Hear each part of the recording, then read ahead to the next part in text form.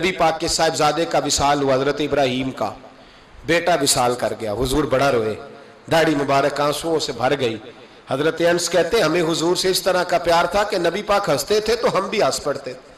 اور اگر حضور کی مقدس چشمان اقدس میں آنسو بہتے تو ہمارے خود بخود نکل جاتے، ہمیں پتہ نہیں ہوتا تو حضور کیوں رو رہے ہیں، لیکن بس نکل آتے آنسو۔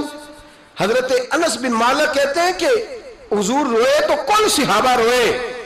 لیکن فرماتے ہیں کہ حالت یہ ہوئی کہ محبوب رحمت سید عالم صلی اللہ تعالی علیہ وسلم کے صحابی کے صاحبزادے کے وصال پر سورج گرہن ہو گیا۔ کہتے ہیں سورج گرہن ہوا جب، تو لوگوں کے ذہن میں یہ بات آئی کہ شاید حضور کا بیٹا انتقال کر گیا تو سورج بھی شاید سوگ منا رہا ہے، بڑی شان والے ہیں نا مصطفیٰ کریم کی اولاد،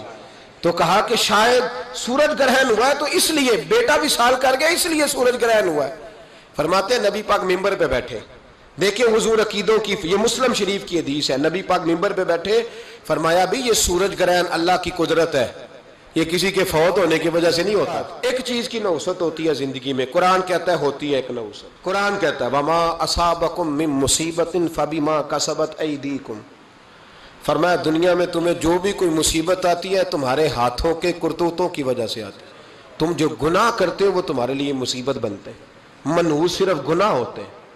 پاپ ہوتے ہیں، جھوٹ ہوتے ہیں، بددیانتی ہوتی ہے، فریب ہوتا ہے، فراڈ ہوتا ہے، ہمارا کاروبار تباہ ہوتا ہے ہماری زیادتیوں سے، ظلم سے، ہماری بہت ساری کمزوریوں سے۔ ایک نحوست ہے وہ گناہ کی نحوست، اس کو دور کریں۔ جب اللہ تبارک و تعالیٰ کے بندے تقوی اختیار کرتے ہیں تو اللہ ان پر برکتوں کا نزول فرماتا ہے۔